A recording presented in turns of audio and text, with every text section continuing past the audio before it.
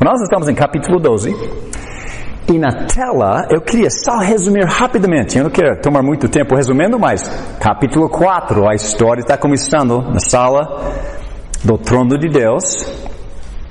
Capítulo 5, Deus tem um livro na mão, 7 selos. Capítulo 5, o Cordeiro, Jesus Cristo, o único digno, ele vem e ele começa a abrir os selos. Capítulo 6 a 8 são as 7 selos que são abertos. E o último selo são as 7 trombetas. E as 7 trombetas são tocadas de aviso para o Império Romano, chamando o Império para arrependimento, de parar de perseguir cristãos, de parar de adorar homens e vamos adorar o Criador. Os romanos não querem ouvir nada disso. Então Deus diz, ok, aquele livro foi concluído, eles não querem aquela. Capítulo 10, João recebe um segundo livro. Um anjo aparece e diz, come esta, e começa a pregar de novo, porque agora vamos falar da derrota de Roma por falta de arrependimento. Deixe-me resumir o livro todo em poucas palavras. Nós temos, como se fosse uma peça, ato 1. Ato 1, ele vai de capítulo 1 ou capítulo 4, quando os selos começam a ser abertos, até capítulo 11. E no final de capítulo 11, por causa da falta de arrependimento dos romanos, eles começam uma perseguição intensa contra a igreja. Duas testemunhas são perseguidas. A cidade santa está sendo pisada.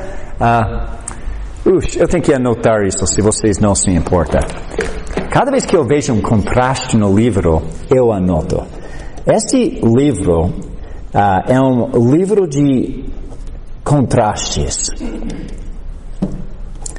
E eu estou quase pronto com todos para publicar no apêndice deste livro ano que vem. Mas, nesse livro, você tem os romanos pisando nos cristãos e chegando no final do capítulo 15 ou 16, deixa-me ver onde está, 14, você encontra Deus pisando nos romanos, literalmente como se fossem uvas. Vai inverter a situação mais para frente. Mas a cidade santa é pisada por 42 meses. As duas testemunhas estão profetizando durante 1260 dias. Este tempo kairos, simbólico, as 42 meses, 1260 dias, é o mesmo horário. É a mesma coisa, só duas maneiras de dizer a mesma coisa. Agora, o que vai acontecer no ato 2, capítulos 12 até o final do livro? Você vai ter uma mulher que aparece, ela está de pé na lua, vestida do sol, com estrela, a coroa de 12 estrelas na cabeça, e ela vai dar à luz a Jesus Cristo, simbolicamente nessa peça que estamos assistindo, e Deus protege ela por 1260 dias, e a besta está agindo durante 42 meses. Tudo isso está acontecendo simultaneamente. A besta está agindo, está pisando, os testemunhos estão pregando, e esta mulher protegida. É tudo no mesmo horário, simultaneamente. Ele começa, os 42 meses, os 1260 dias, começa por falta de arrependimento do primeiro livro. O primeiro livro fechou, a cortina fechou. Agora, capítulo 12 vai abrir e faz uma ligação com o capítulo 11, só para continuar a peça novamente. Mas agora, a partir do capítulo 12, a perseguição que estava matando os cristãos no primeiro e segundo século começa. Capítulo 12 e 13. Então, este é onde estamos vendo. Nós já vimos Roma, cristãos morrendo e quanto tempo, e Deus quando vai lidar com isso? E aguarde um pouquinho. Eu estou tentando lidar os romanos, dar uma oportunidade para eles arrepender. Eles não vão se arrepender. Então agora está na hora da resposta daquela pergunta. Quando? Deus diz agora. Até capítulo 11 fechou. Chegou a hora. Não vai ter mais demora. E capítulo 12 vai imediatamente, Deus lida com Roma e o livro fecha. Esse que nós vamos ver. Capítulo 12. Capítulo 12. Eu sempre esqueço de usar esses slides, fico tão animado, eu esqueço de mudá-los. Apocalipse 12. Apareceu no céu sinal, símbolo. A palavra grega, alguém se lembra? Semainon, né? Talvez eu estou pronunciando errado, mas semainon. É aquela palavra de João capítulo 20. Jesus fez muitos outros sinais que não estão escritos neste livro, mas estes sinais foram escritos para que vocês possam crer que Jesus é o Filho de Deus, e crendo nele tem a vida eterna. Então, no livro de João tem todas aquelas milagres, sinais, e cada vez que Jesus fez um milagre, significa alguma coisa. No livro de Apocalipse, Jesus está usando muitas cenas simbólicas para comunicar uma mensagem. Então, literalmente, esta mulher não existe. Ela não existe. É tipo as duas.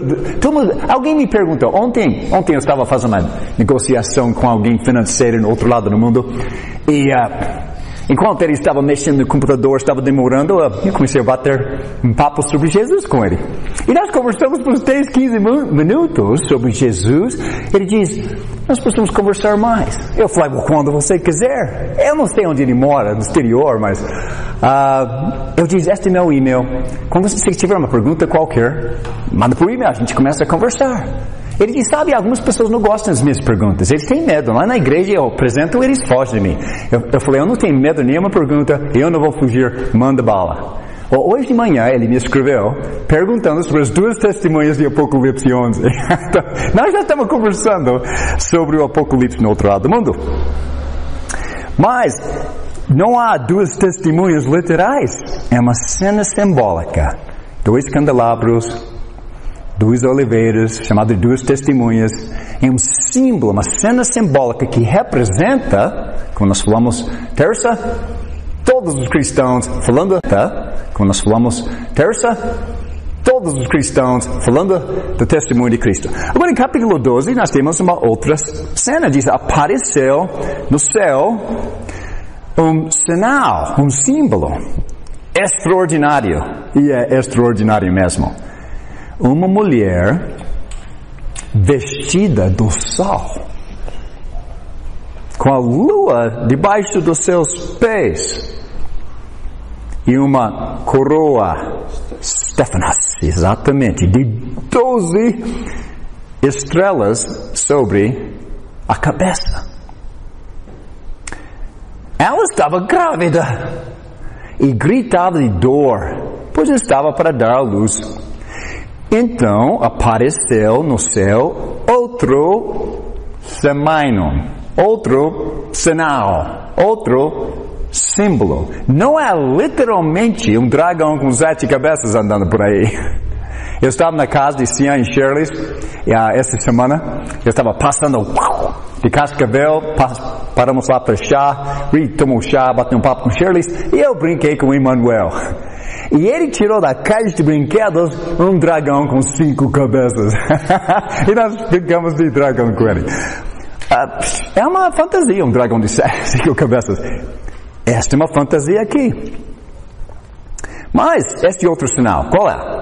Um enorme dragão, vermelho, com 7 cabeças e 10 chifres, tendo as cabeças, sobre as cabeças, 7 diademas. Algumas traduções, como essa, diz coroas, mas ele é diferente do Stephanos, a coroa de vitória. Esta é diadema, é uma coroa de rei. 4. Sua cauda arrastou consigo 1/3 das estrelas do céu, lançando-os na terra. O dragão colocou-se diante da mulher que estava para dar à luz, para devorar o seu filho no momento que nascesse.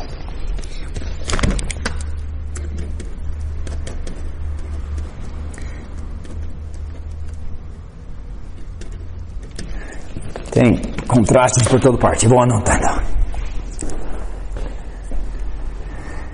Ela deu à luz um filho, um homem que governará todas as nações com cetro de ferro. Seu filho foi arrebatado para junto de Deus e de seu trono. A mulher fugiu para o deserto, para um lugar que lhe havia sido preparado por Deus, para que ali a sustentasse durante 1260 dias. Lá está de novo. Nós já vimos esta frase aqui em capítulo 11, ou em capítulo 11, versículo 2. Exclua, porém, o pátio exterior, não o meça, pois foi dado aos gentios. Eles pisarão a cidade santa, essa é a igreja, a noiva de Cristo, Nova Jerusalém. Durante quanto tempo? 42 meses. E versículo 3, darei poder às minhas duas testemunhas, e elas profetizarão durante 1260 dias. Então, enquanto os romanos estão pisando nos cristãos, e os cristãos estão pregando a palavra, ou tem esta mulher na história, na mesma época, e ela está fugindo para um lugar no deserto durante este tempo. É o mesmo tempo, mesmo momento, toda a ação está acontecendo simultaneamente. E antes de ler o restante de capítulo 12, só para pegar este fio aqui, veja em capítulo 13, versículo 5. A besta foi dada uma boca para falar palavras arrogantes e blasfêmias, e lhe foi dada autoridade para agir durante 42 meses. Então a besta está agindo e perseguindo e pisando, a mulher está aqui protegida, e os cristãos estão pregando. Tudo está acontecendo nesta época simbólica de 42 meses, ou algumas vezes chamado 1260 dias, ou outras vezes é chamado 3 anos e meio. E outras vezes é chamado tempos e meio tempo. E você pode ver esta mesma coisa em Daniel, descrevendo exatamente este mesmo momento. Foi profetizado 500 anos antes, agora está acontecendo no livro de Apocalipse. Ok, vamos continuar nossa leitura. 12, versículo 7. Então nós temos Jesus, ele nasceu, foi para o céu, 7. Houve então uma guerra nos céus. Miguel e os seus anjos lutaram contra o dragão, e o dragão e os seus anjos reviraram. Mas estes não foram suficientemente fortes, e assim perderam o seu lugar nos céus. Não é interessante que Jesus não apareceu para brigar com o dragão? Anjos, cuida dele. Jesus não gasta o seu tempo com criatura. Criatura lida com criatura. Minha criatura é mais forte que aquela criatura. Jesus está preocupado. E Satanás já era. Então, não é interessante? Satanás vai atrás de Jesus manda um anjo lidar com ele. Satanás está tentando lidar com o Criador, está bem enganado que vai ganhar essa. Mas Miguel vai batalhar com ele, e o grande dragão perdeu. 9. O grande dragão foi lançado fora. Ele é a antiga serpente, lembra Gênesis capítulo 3?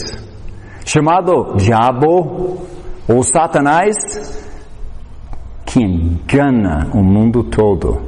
Ele e os seus anjos foram lançados à terra. Então nós sabemos quem é o dragão. E o que o dragão faz em versículo 9? O que ele faz? Ele engana. Esta é uma boa palavra para sublinhar. Esta é a chave de entender capítulo 20, versículos 1 até 3. Quando o Apolion, o anjo, com a chave do bispo, pegou Satanás e lançou lá e trancou lá, para impedir ele de fazer o quê? Só enganar. Não significa que ele está no inferno, queimando, impedido de nos causar tentação. Oh, Satanás ainda está ativo hoje, agindo. Mas ele não pode enganar mais uma nação inteira como Roma. Você começa a ver essas palavras repetidas e ler e comparar, o texto fica mais fácil para entender. Mas nós vamos falar mais sobre esta palavra engano terça-feira que vem. Versículo 10. Então ouvi uma forte voz dos céus que dizia: agora veio a salvação, o poder e o reino do nosso Deus e a autoridade do seu Cristo, pois foi lançado fora o acusador. Esta é aquela palavra diabolos, diabo. Ele acusa.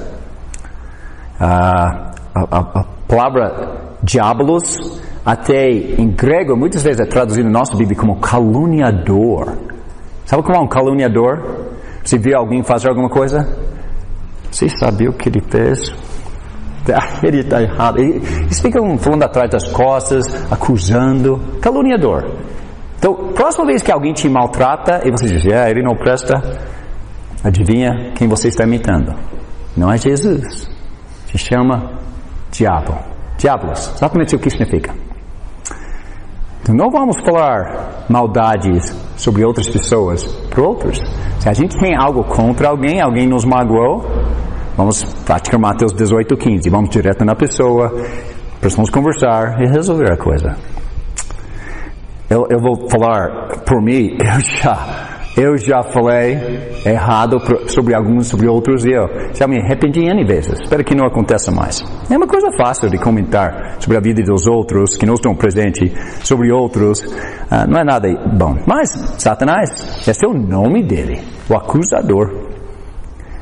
Foi lançado fora o acusador dos nossos irmãos, que os acusa diante do nosso Deus dia e noite. Eles, os irmãos, o venceram. Qual é a palavra? Nike. Eles o Nike. Como eles venceram? Ou pelo sangue do Cordeiro, pela palavra do testemunho que deram. Quem são os testemunhas neste livro? Os dois testemunhos quem são? Todos os cristãos. E quando eles pregaram uma palavra, eles perderam a vida. E essa é real. E diante da morte, não amaram sua própria vida. Agora você sabe quem são as duas testemunhas? São qualquer um falando de Jesus Cristo. Ok, vamos olhar no capítulo, na apostila um pouquinho, capítulo 12, a mulher gloriosa e o dragão enorme. Quando iniciamos o capítulo 12, nós entramos numa parte nova do Apocalipse. Ato 1 terminou com um aviso de alegria que Deus irá agora iniciar o processo de destruir aquela que persegue seu povo. Enquanto Ato 2 começa no capítulo 12, o livro volta no tempo um pouco para fazer a ligação com Ato 1. E o que vai acontecer em capítulo 12 no começo, vai ser como alguém... Por exemplo, vocês estão vendo essa cena aqui, eu vou usar essa cena agora. Você pode ficar bem perto de uma mapa e você pode ver esses 3 estados, Paraná, Santa Catarina e Rio Grande do Sul. Ou você pode afastar da mapa um pouquinho e dizer, eu posso ver o Brasil, América do Sul, afastar um pouquinho mais e ver o mundo inteiro. É isso que ele vai fazer aqui. Nós estamos tão focalizados nesta guerra que está acontecendo dos Impérios Romanos, sofrimento dos cristãos. O que João vai fazer para nos ajudar a preencher as lacunas, dar mais detalhes? Ele vai simplesmente afastar da cena um pouquinho para a gente ver a guerra entre Deus e Satanás que está acontecendo. Começou em Gênesis 3, quando Satanás apareceu e mexeu no berçário, na creche, com 2 crianças inocentes. E o estrago começou. E lá em Gênesis 3, Deus fez a primeira profecia sobre Jesus. Alguém se lembra qual é? Gênesis 3:15. Satanás, esta mulher vai dar à luz uma descendência que você vai tentar pegar na calcanhar, mas ele vai esmagar sua cabeça. Esta é a história da Bíblia toda. Satanás vai tentar impedir o descendente de nascer, e quando ele finalmente chegar, Jesus vai lidar com Satanás. Este descendente veio por meio de Noé, por meio de Abraão, Isaac, Jacó, Judá, vários filhos, Davi, Salomão, Roboão, alguns filhos, Zerubabel, mas alguns, Maria. E ele nasceu. Essa é a história do Velho Testamento. É por isso que o Velho Testamento tem todas as listas de genealogias com nomes que quase não dá para a gente pronunciar.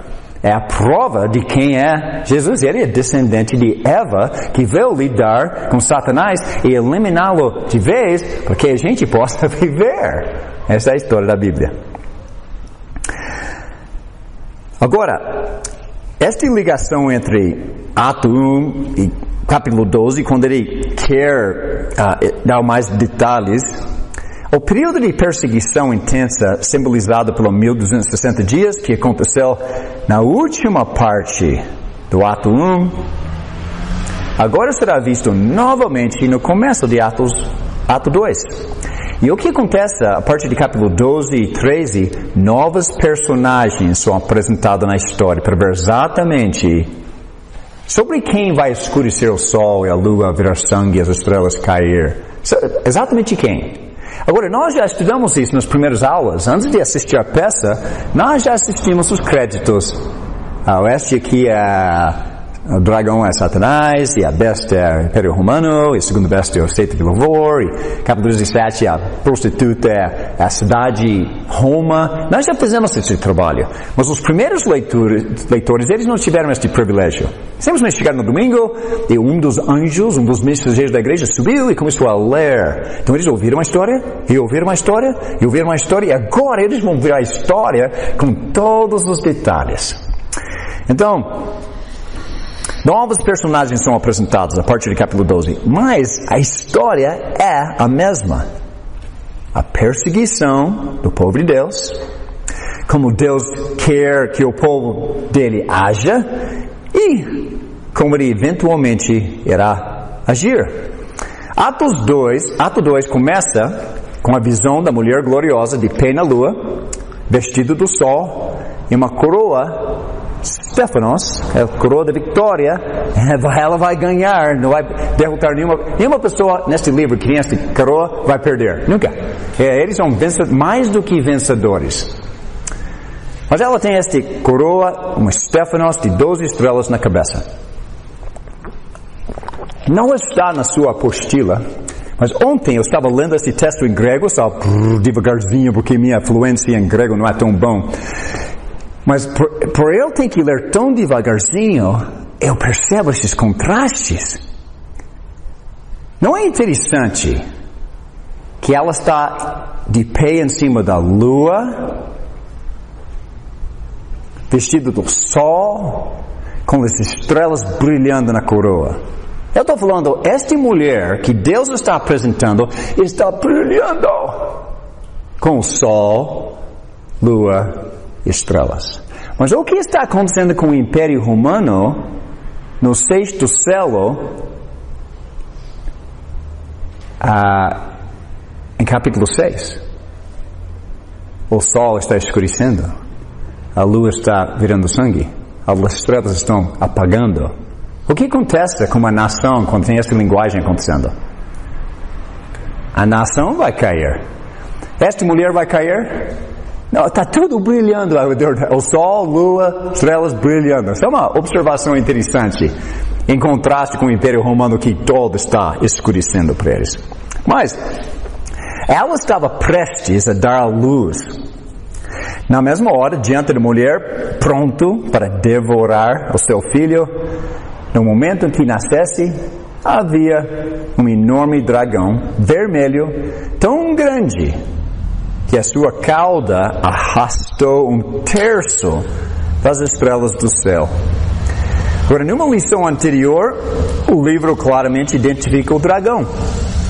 Apocalipse 12, versículo 9, e, novamente em capítulo 20, versículo 2, ele é chamado Satanás. Satanás é uma palavra hebraica, acopiado de hebraico, colocado em grega e traduzido para o português é adversário. É outra equipe de futebol. Satanás. E ele também é chamado do diabo. É uma palavra grega que significa caluniador, acusador, que engana o mundo todo. Diz no texto dragão, mas o que significa? Satanás. Eles fizeram a gentileza para mostrar a cena simbólica e interpretar para nós. Nem precisava nos esforçar. Em toda referência que diz dragão, eu sempre escrevo na margem da Bíblia. Satanás. Versículos 1 a 3 diz que essas duas personagens são sinais, símbolos. Cada símbolo no livro significa algo. Então, não há uma mulher literalmente em cima da lua e não há literalmente um dragão com 7 cabeças. Simplesmente são cenas simbólicas que Deus quer usar para comunicar uma mensagem. A mulher, na cena, deu à luz um filho. Este homem é identificado como aquele que governará todas as nações com cetro de ferro. Desde que este é uma citação de Salmo 2, 7 a 9, que é sobre o Messias Rei, é claro que este filho é o Cristo. Se vocês quiserem, olhem os Salmos. Para vocês que conhecem isso, eu ia poupar tempo, mas talvez você nunca pensou nisso antes, nunca viu antes. Vamos voltar para os Salmos. O livro de Salmos foi escrito 1000 anos antes, a maior parte, nem tudo, foi escrito em diversas épocas por diversos autores, mas rei Davi, principalmente, escreveu nos Salmos, 1000 anos antes de Jesus nascer. E versículo 1 diz: porque se amontinam as nações e os povos tramam em vão, os reis da terra tomam posição e os governantes conspiram unidos contra Yahweh e contra o seu ungido. Sabe qual é a palavra que ungido em hebraico? Messias. Ou em grego, Cristo. Então nós temos Yahweh e seu Messias, seu Cristo. E as nações estão contra ele. Versículo 3. E dizem, façamos em pedaços as suas correntes, lancemos de nós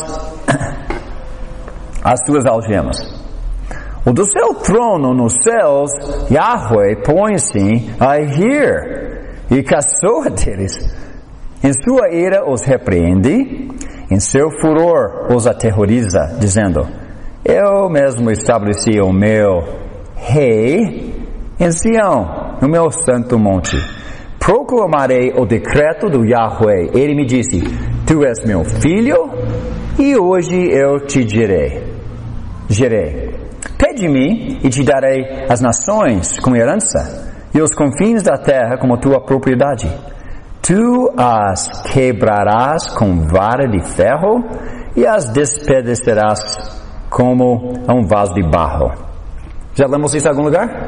Em Apocalipse, agora mesmo. Esta é uma profecia sobre Jesus Cristo, o Rei. Jesus diz: hoje, tu és meu filho, hoje te gerei. Quando Deus gerou Jesus Cristo? Eu posso perguntar isso para qualquer religioso nessa cidade e até hoje ninguém responde. Você pode escolher qualquer líder de qualquer igreja e eles não sabem a resposta. É impressionante. Quando Deus gerou Jesus Cristo? Se você conhece alguma coisa sobre Jesus Cristo, quem é Ele? João capítulo 1.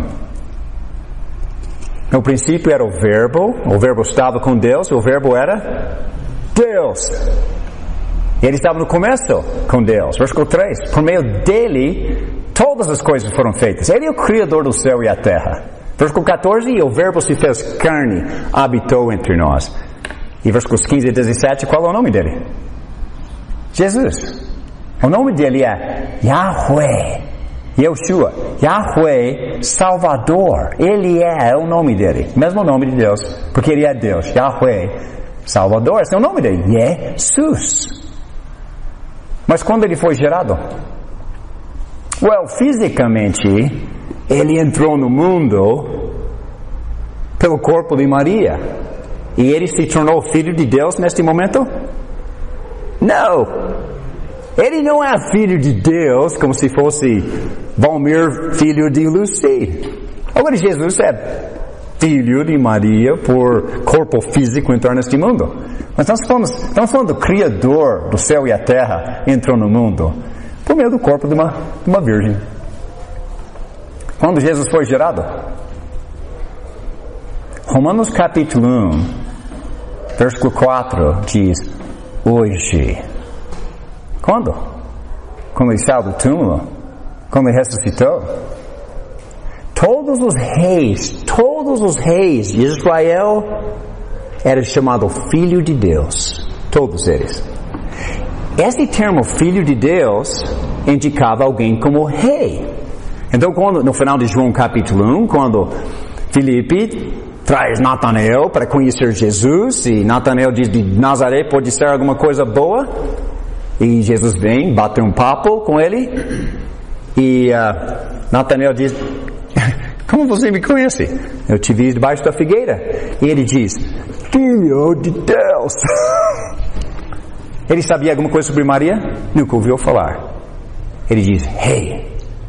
Agora, para os gregos, gentios, antes do batismo, nós declaramos Jesus como Senhor.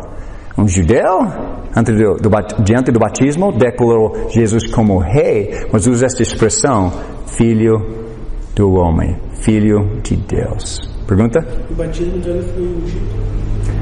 Ok, sabe, esse é um estudo em si, eu não devia nem lançar essa pergunta.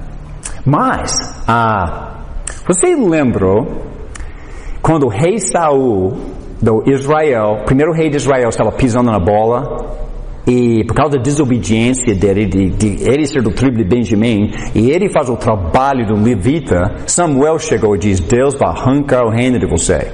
Então, no mesmo dia, Samuel foi para a casa de Jessé e ungiu o jovem caçula da família, Davi, como rei de Israel.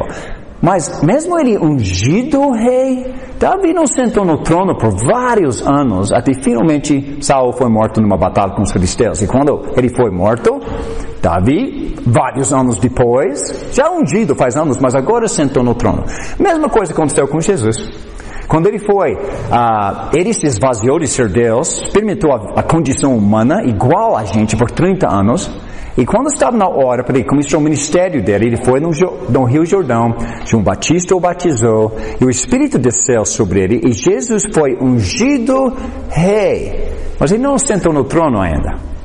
3 anos depois, ele foi morto numa cruz. Romanos capítulo 1, eu vou só ler isso, acho que deixa mais claro do que todos os textos. Romanos capítulo 1, versículo 4.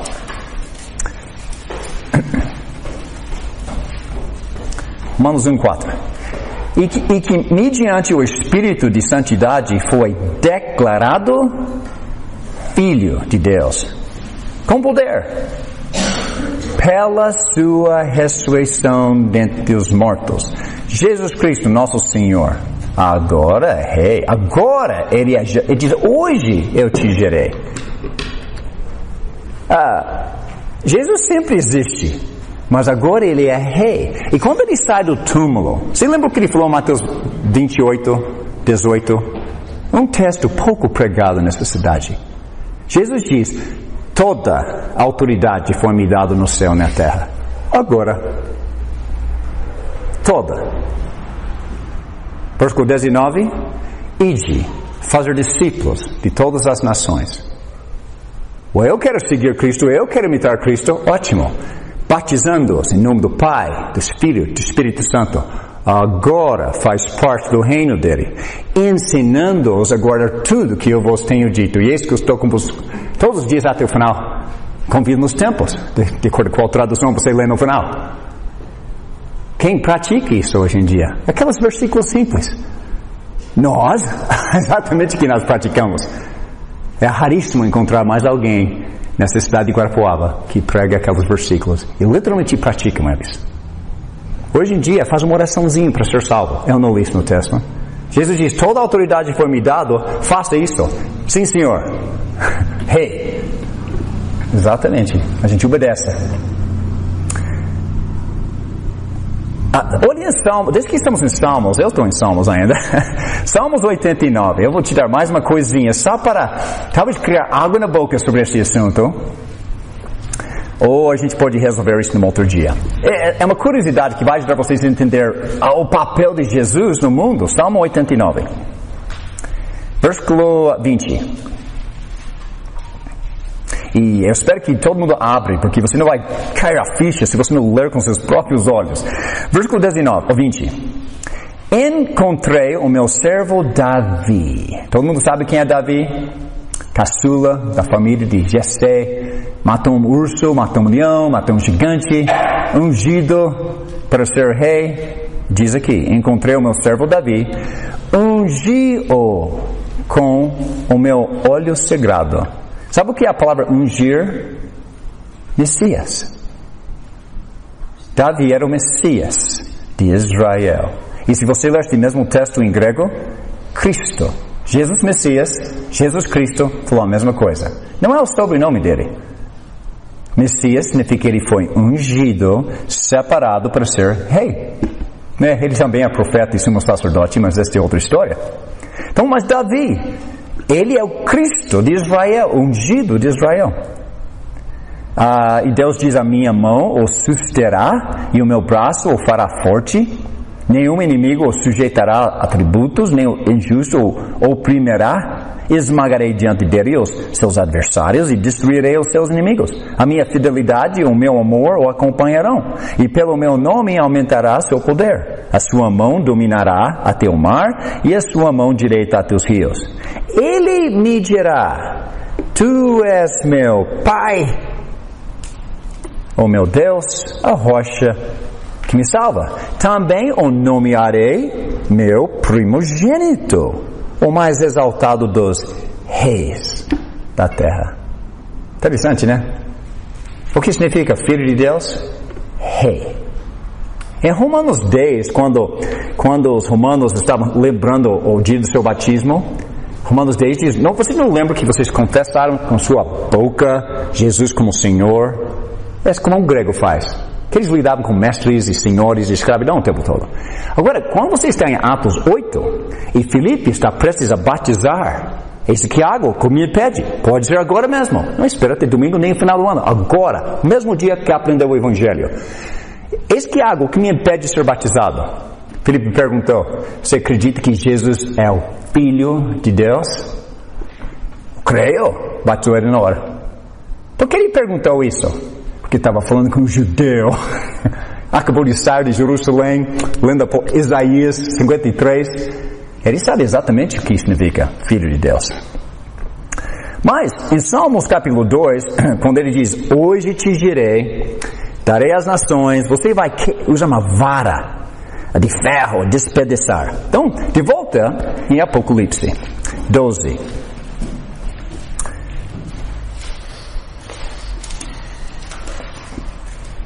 Versículo 5.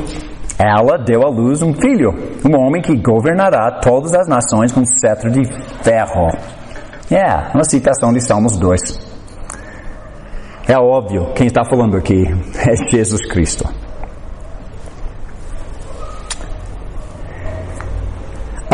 Tem outras passagens sobre... Vamos ler, desde que estamos neste assunto. Olhem Apocalipse capítulo 2, 26. Ele está dando aquelas informações para as igrejas, capítulo 2, 26. E ele falou para a igreja de Éfeso, depois ele falou com a igreja de Esmirna, ele falou com a igreja de Pérgamo, igreja de Tiatira.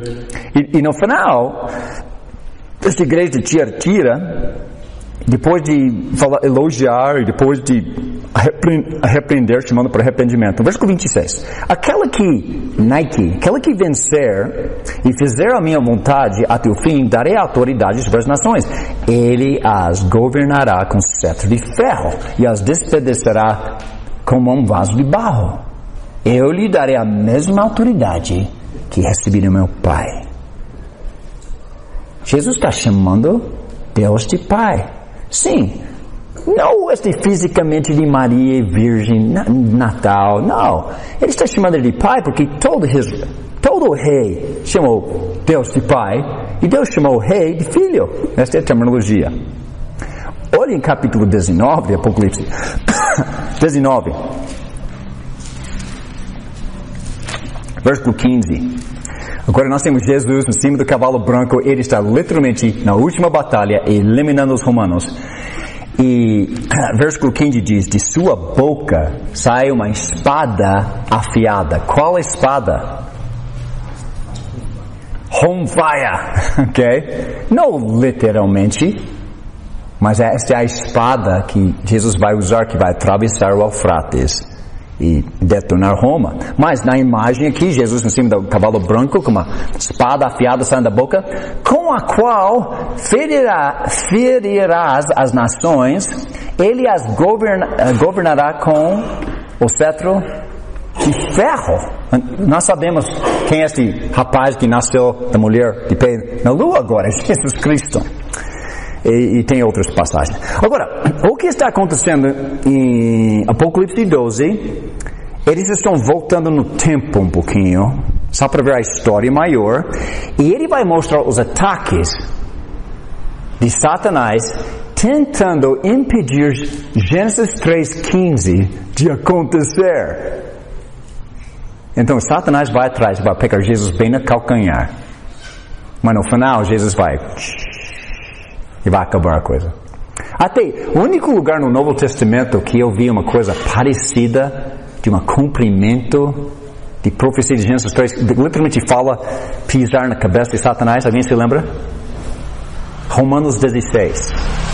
Ele diz, daqui a pouco, igreja, vocês, igreja, vão pisar na cabeça de Satanás. Nós fazemos parte deste poder de Deus. Olhe no final de Romanos 16 qualquer hora, para ver